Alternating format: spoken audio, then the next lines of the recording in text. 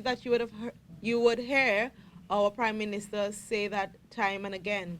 And if we really want St. Vincent and the Grenadines to move forward, we have to invest in our children so that they are able to perform at the standard that we wish.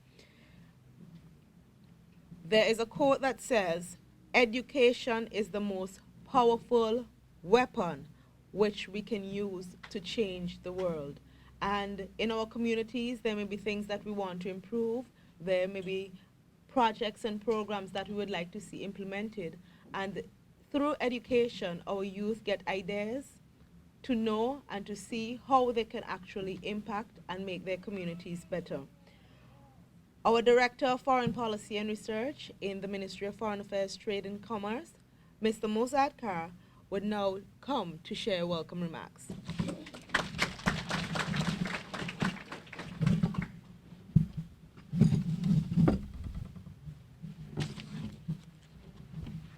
Thank you very much, Ms. Brown. The Honorable Sir Louis Straker, Deputy Prime Minister, Minister of Foreign Affairs, Trade and Commerce, other officials from the Ministry of Foreign Affairs, Trade and Commerce, government officials present, members of the media, parents, and fellows, dear students. I count it an honor to welcome you, our dear students and future leaders from throughout St. Vincent and the Grenadines, to the Ministry of Foreign Affairs for the disbursement of bursaries under the Cenio Lewis Education Fund for the year 2019 under the theme Renewal at 40, Education for All Are We. It has been repeatedly said that an investment in education is an investment in the future citizens of any country. The government of St. Vincent and Grenadines fundamentally believes that every child has a right to an education, which is one of the 30 universal human rights as outlined in the United Nations Universal Declaration of Human Rights. We are further guided by the knowledge of the value of education and its contribution to the social, cultural, and economic development of our country. This is the reason we have sought for opportunities to ensure our citizens benefit from easier access to education and vocational training in a variety of fields. It is a law in St. Vincent and Grenadines that children ages 16 and under must be enrolled in an educational institution. As a small and developing state with high levels of vulnerability to external shocks and natural disasters with limited resources, education has been identified as one of the vehicles that would drive citizens out of poverty so that they can secure better lives for themselves and members of their family. To this end, government is very aggressive in seeking and securing scholarships and training opportunities from its bilateral partners. It is equally disheartening when children drop out of primary and secondary school because family have to choose between purchasing a textbook and putting meal on the table. As such, initiatives such as this seeks to eliminate that choice for you. We want you, our students, to dream about attending colleges and universities.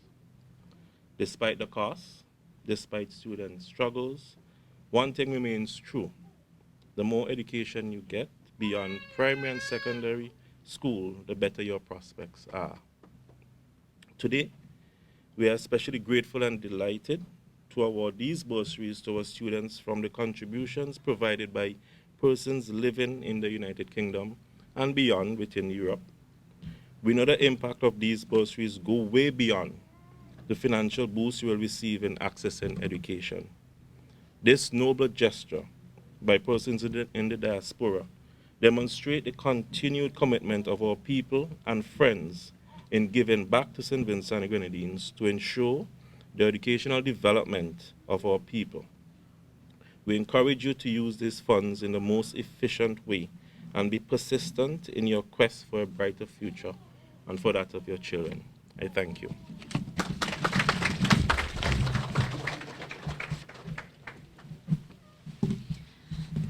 Thank you very much, Mr. Carr, for sharing those enlightening and uplifting words with our students and parents here today. And I want to encourage our students and parents to be inspired not only by seeing your children through secondary school right now, but also be inspired by the hundreds of Vincentians who are traveling to several foreign countries to pursue studies at the higher levels. They're receiving scholarships, and they're bringing back knowledge and talents to our shores where they can help to do their part. I want you to dream big. I want you to dream beyond the walls of this room you are sitting, beyond the walls of any classroom which you may be placed. And I want you to remember that that can be you as well once you put your best foot forward, and always remember to do your work, study well, and strive for the best. Our minister in the Ministry of Foreign Affairs, Trade and Commerce, the Honorable Sir Louis Straker, has been an indefatigable advocate for education among students across our shores. And the Cenio Lewis Education Development Fund is one way that his passion for education is complemented. At this time, I'm going to invite our Honorable Minister to share some encouraging words for you and to say why this is such an important initiative.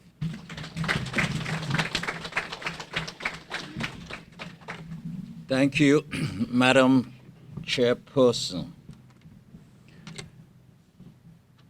I don't think she had introduced herself to you, but she's one of our bright stars in the Ministry of Foreign Affairs, the sister of Luke Brung, the daughter, the last, well, I should say the youngest.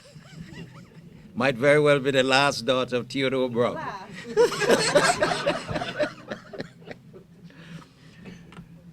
She has, with the whole staff of the Ministry of Foreign Affairs, they have been working very, very hard to prepare this program for you here this morning.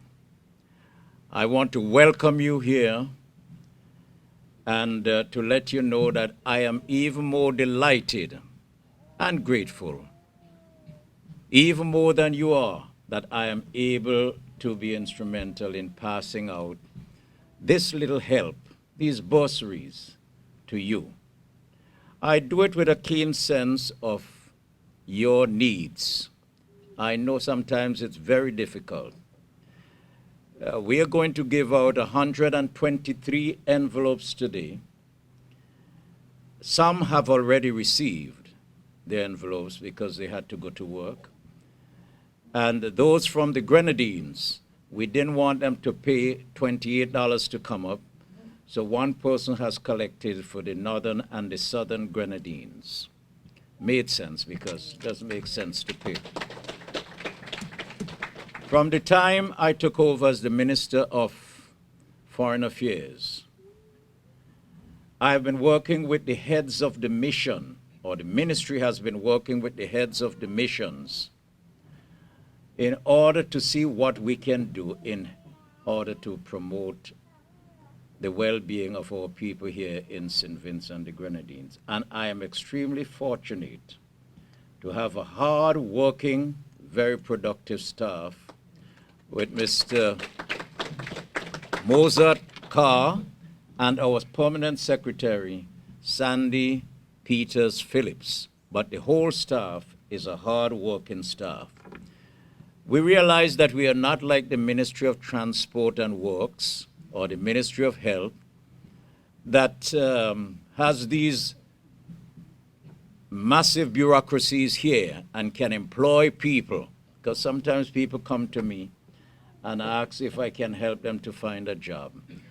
The Ministry of Foreign Affairs has very few jobs here in St. Vincent because we are in charge of the embassies, High Commission office, consulates overseas. And sometimes I have to call up my colleagues in the other ministries to see if I can get a squeeze in for somebody who comes to me and asks for a job. So I wanted to make sure that the Ministry of Foreign Affairs can have an impact on the lives of people here in St. Vincent and the Grenadines. You'll get jobs from the Ministry of Transport and Works and the Ministry of Health. And you sometimes have very little idea as to what we do in the Ministry of Foreign Affairs.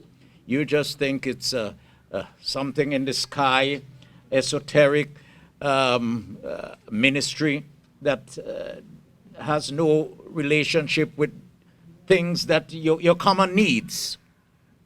But we have been working extremely hard in order to meet the needs of ordinary people here in St. Vincent and the Grenadines. When I took over, I spoke to our High Commission, Mr. Cenio Lewis. He is a man from Calder. His brother is at the roundabout, a little man, Joseph Lewis Real Estate. But he has been our High Commissioner for maybe since 2002, the year after we took over. And he has been working extremely hard and well with our ministry. He has the same passion I have to see how we can help ordinary people here in St. Vincent and the Grenadines. So from 2002 to this present time, through his hard work, we have over 500 young people, men and women, in the United Kingdom Navy.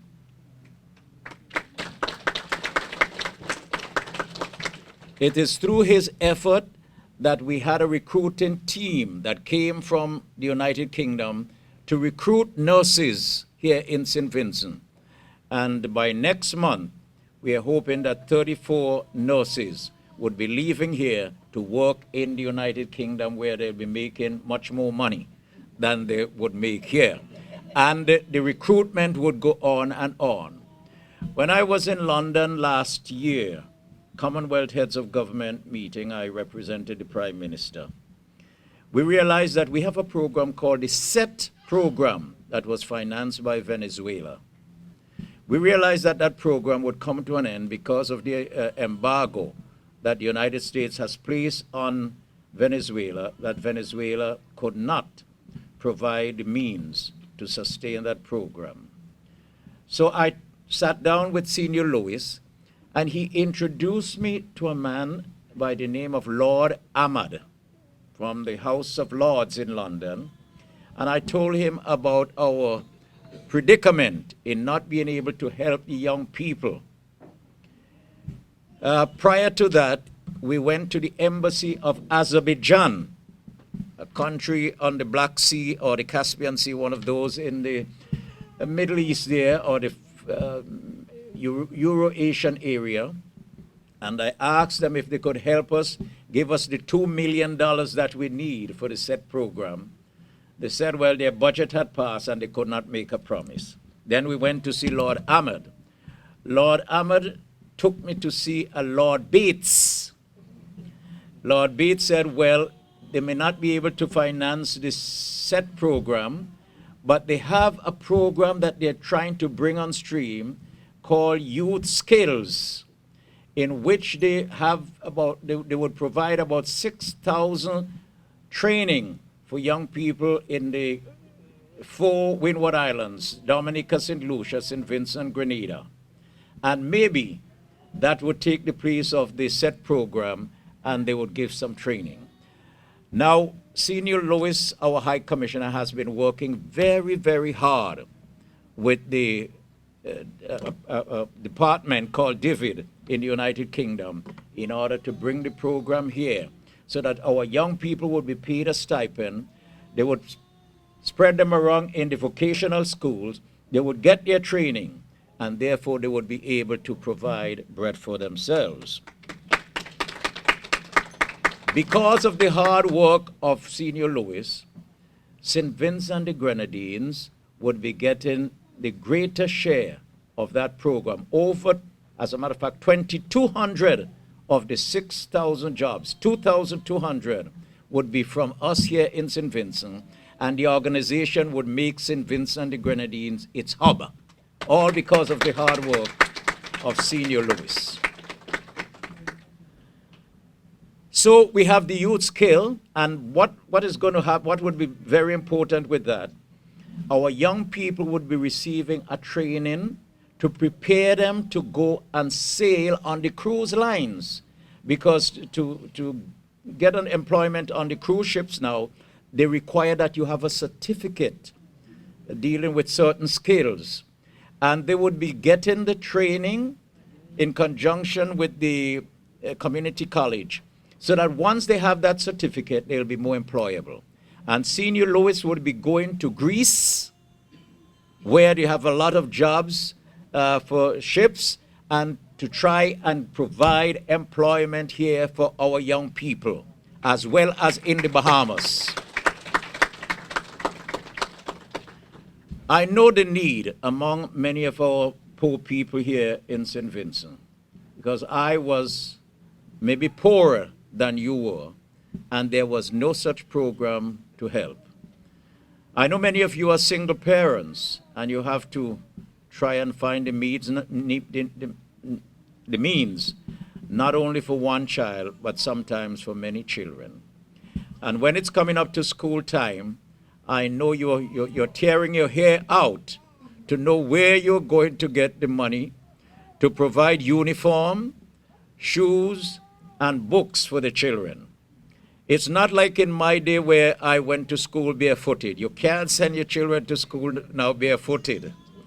Or you have one shirt that you would wear the whole week. You can't do that to your children now. It's a different age.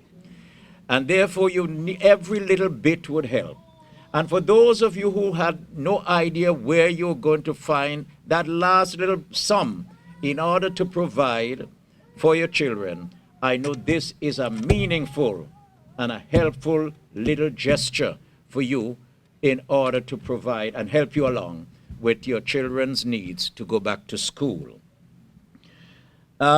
We want you parents to realize that what we are doing here is to help you. But you have to help yourselves. You cannot afford to be indifferent towards your children's education and let them just meander, wander about, and at the end of their school career, they have nothing to show for it. If you are in poverty, bear in mind that the chief means of lifting you out of poverty would be your children. Your children. If you make the sacrifice and you educate your children, they would make you in your golden years, your sunset years, experience a better quality of life than you have ever had before. That's what I did for my mother and my grandmother. They were able to experience a far better quality of life than the hardship that they have experienced in the past. So you have to do your part. It has to be a cooperation between the school and the parents, the home. Don't leave it all up to the teachers. You have to do your part. You have to get on your children. Because the Bible says foolishness abounds in the heart of the child. And sometimes the rod of correction, you'd have to use that to get it out of them.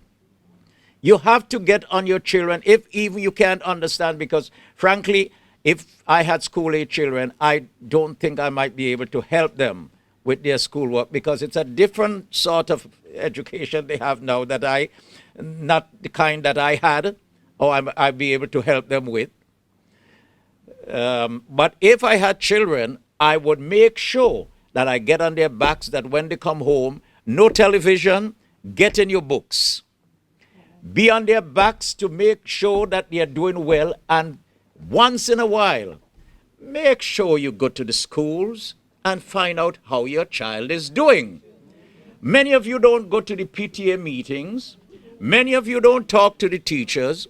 Your children do poorly, and I have said nobody should come to me at the end when they have they're assigning them to schools. You come and say, your child is they assign it to this secondary school, and you want them to go to girls' high school and grammar school. They didn't work for girls' high school and grammar school. Don't come to me. I have always said that your children, God has blessed them with a mind and brains as much as those who are going to prep school. They don't have less brains, you know.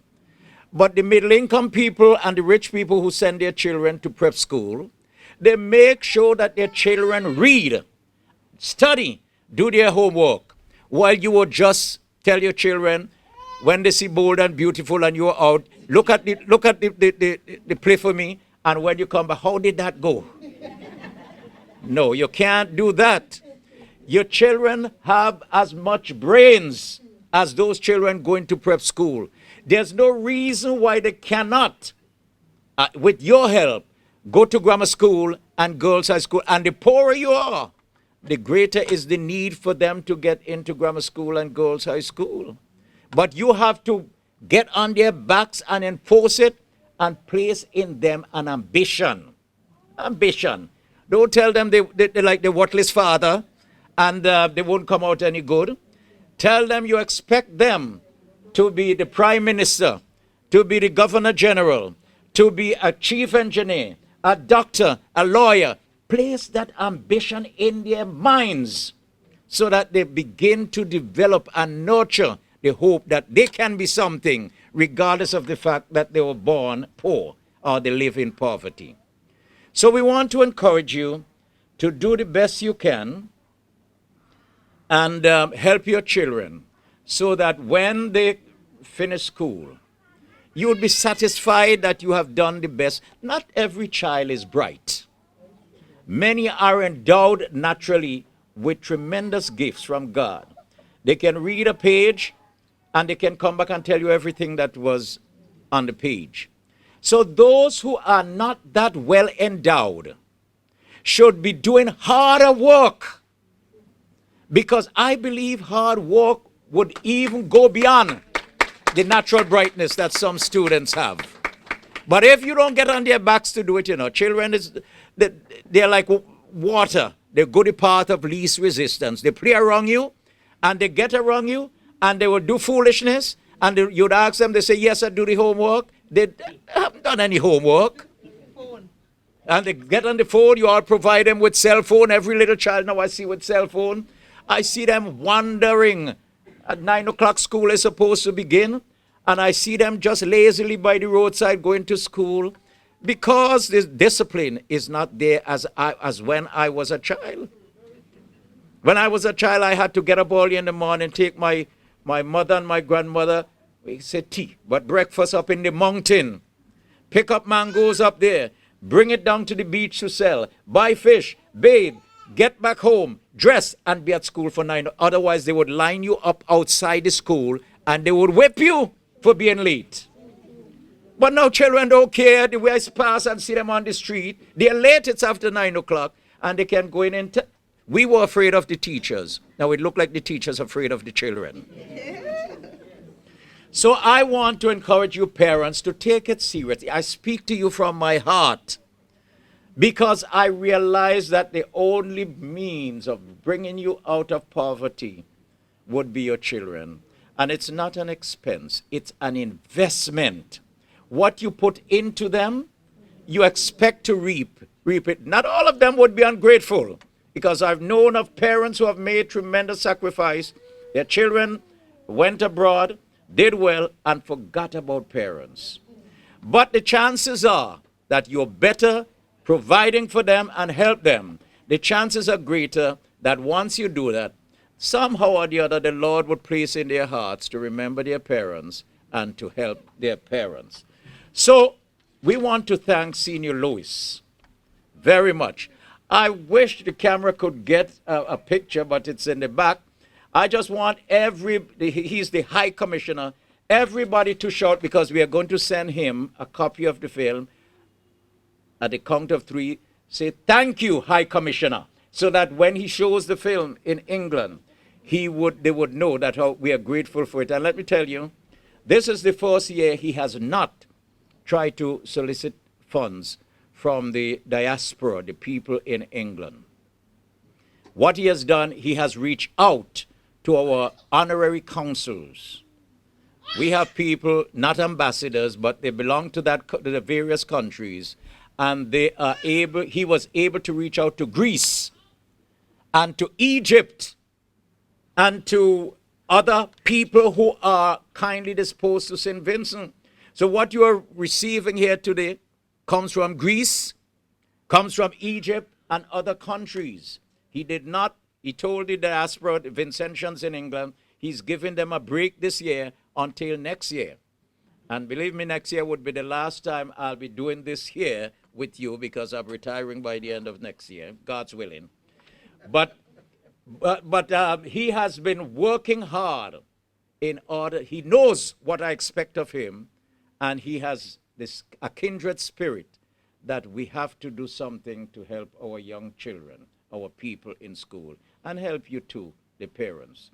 So at the count of 3, we want you to say, shout out, 2, 3. Thank you, High Commissioner. Good. Thank you. Thank you. Wisely for the children, not to pay up your arrears at flow. To do that, I can't police you, I can't tell you what to do. But I hope that you would realize that this money is given to help the children. And they're all our children. They're all our children. And we have to work together to do. And you're never too poor in order to reach in a position where you can make a difference. Don't get discouraged because you were born in poverty or you don't have the means. Try the best you can. You single parents, I know it's very difficult. I didn't have a father. And when I grew up with my grandmother, when I asked her, my father was someplace abroad, let us find out where my father was in order for him to help. She said, you know what? He knows he left a son here. And if he doesn't want to look after you, I will do the best I can. And when I can't do any more, God will take over. Amen. And that's exactly what happened. I put my trust in God. I was always in the church, as most of you would know. I'm a Seventh-day Adventist.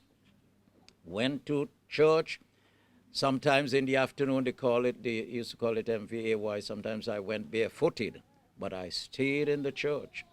I read my Bible. My grandmother read her Bible to me, and I was instructed in the Bible because I was always told that in all my ways I should acknowledge God, and he will direct my path. And Matthew 6:33, seek ye first the kingdom of God, his righteousness, and all things would be added.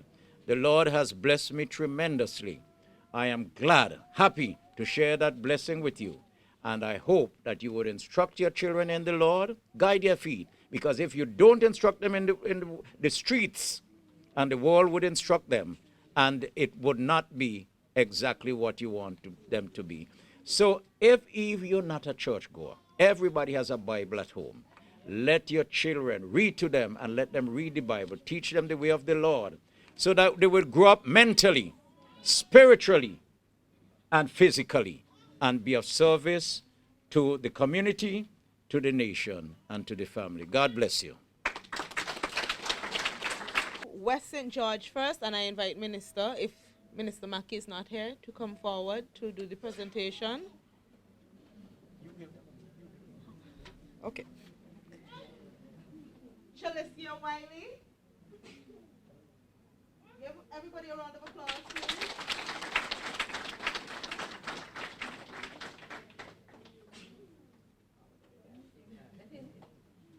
Tiara Gibson.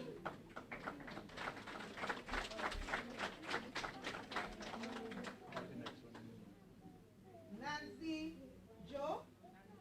Nanzai Joe. Jada Hazel.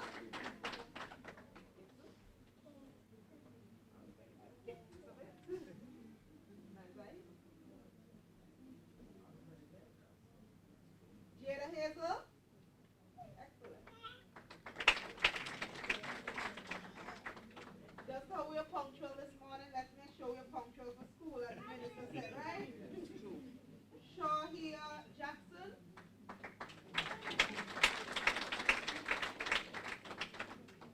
Tyrese George.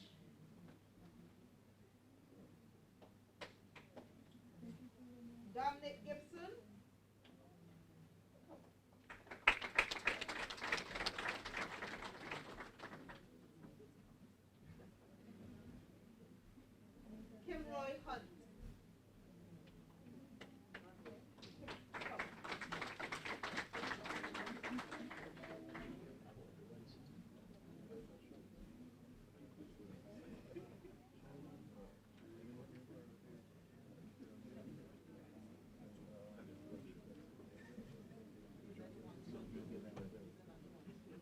Mr. Carr would give out South Windward. Now everybody has to sign the book, and each envelope should have $350. If I made a mistake and I give you 450, make sure you bring it back to me. Khalid Ashton.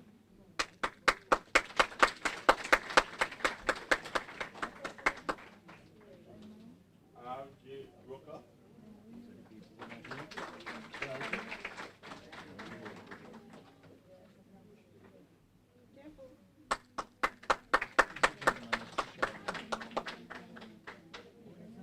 Kevin Thompson.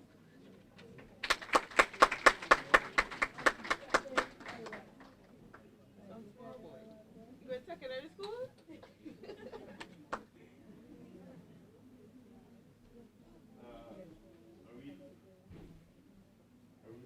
Aricia Hamilton.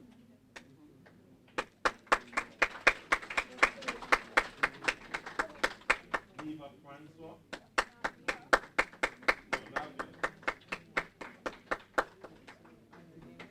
Matthew John.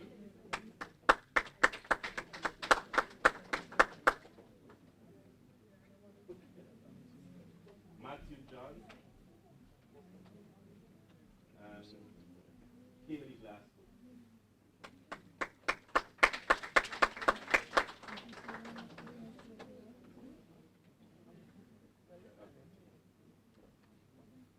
Dejon Kyle.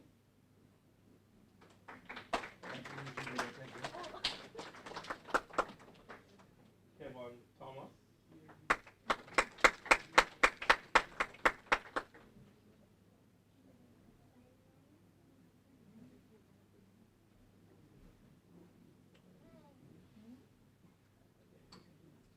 Keisha Bull.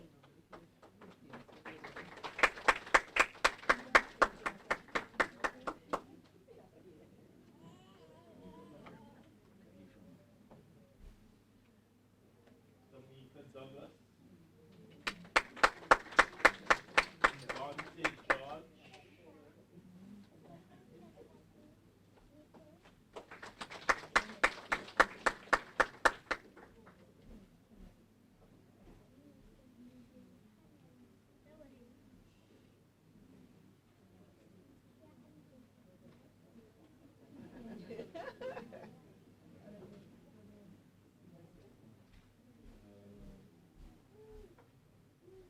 Farrah. You can't pronounce the first name. Farrah. What's the first name? What? Jazza.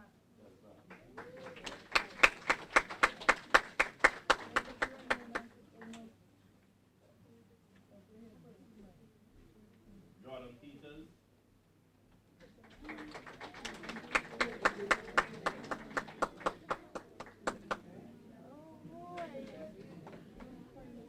Natalia Francois.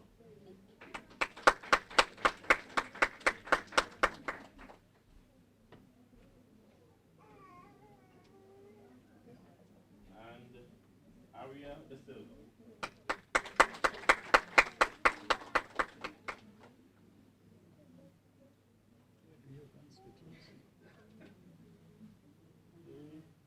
The constituents from Morocco. So the person's taking the notes. Sidan McDowell.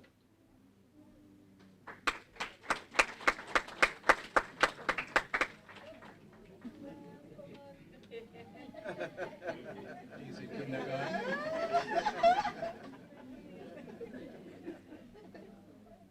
Tahilia James.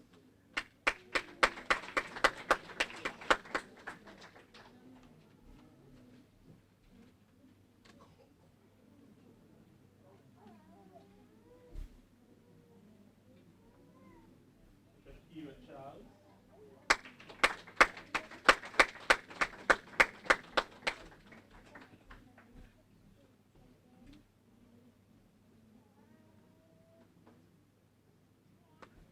Ashley Hussein.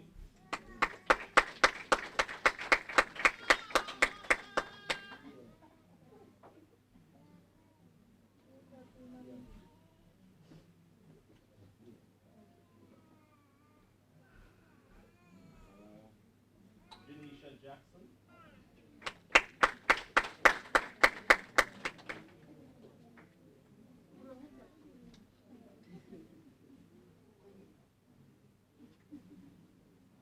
Jacobs.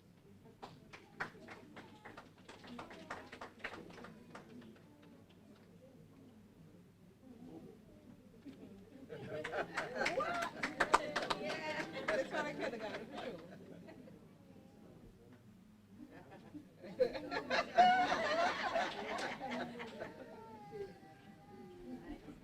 Here, Diamond.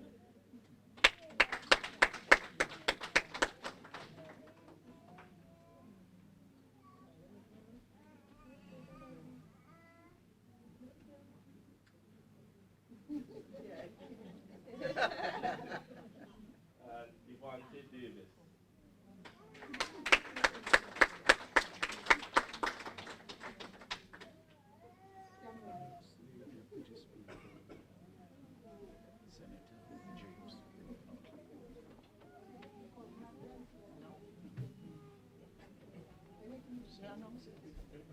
I would invite the Deputy Speaker and Caretaker for the North Leeward constituency to present the bursaries for Senator.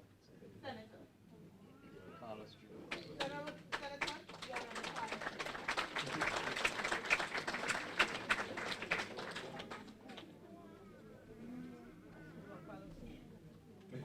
Deshaun Charles.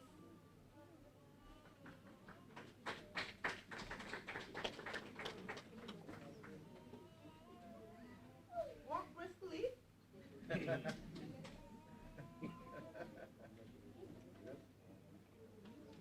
Jordan Turton.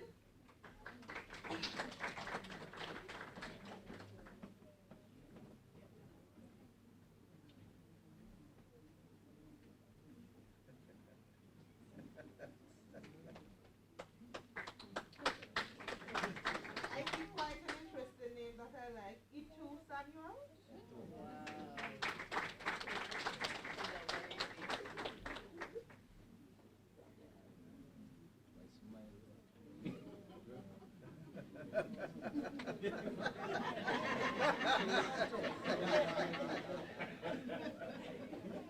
It's now we know for sure that the honorable senator is really short.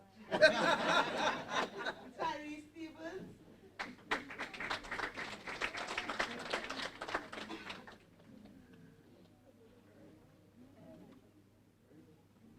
Tyler Jeffrey.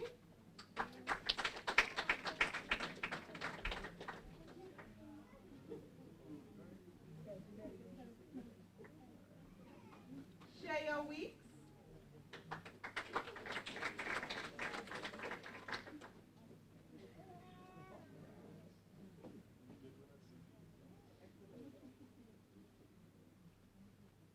Olani Slack.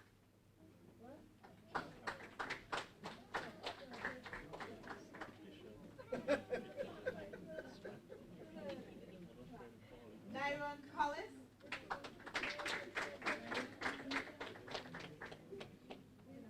And Abia Samuel.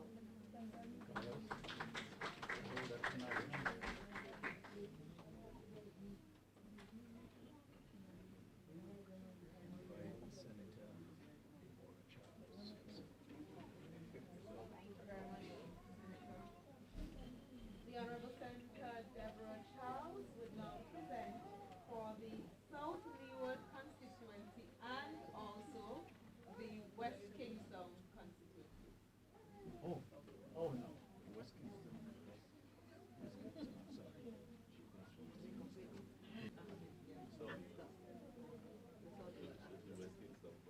Mandy Alexander. Mandy looks like she's just started her scholastic journey.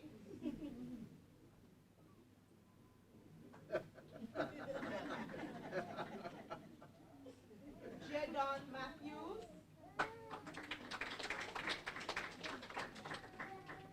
Samaria Samuel.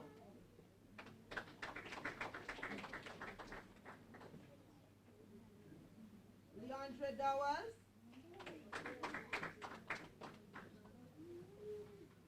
Ray J. Wilson.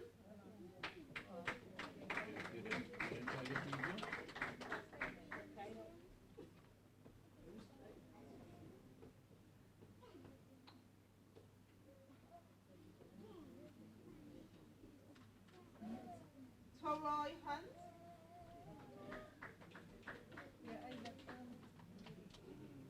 Troy is not here. Yes, he's coming. Coming.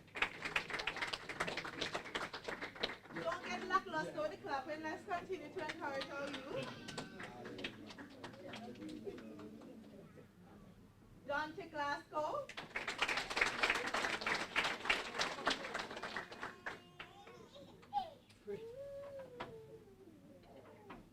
Phinia Boyne. It looks like P-H. It's an I-R-O-N-E-A. Boyne.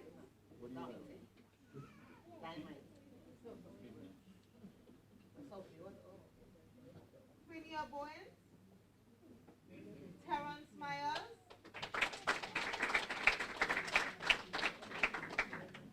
Aaron Garden.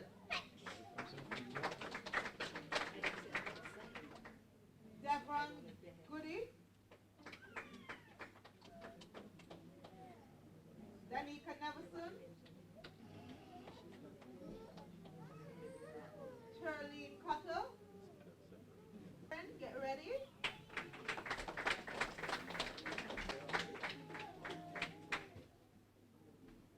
We move to Kenda Taylor. All the very best. Afeni Thomas.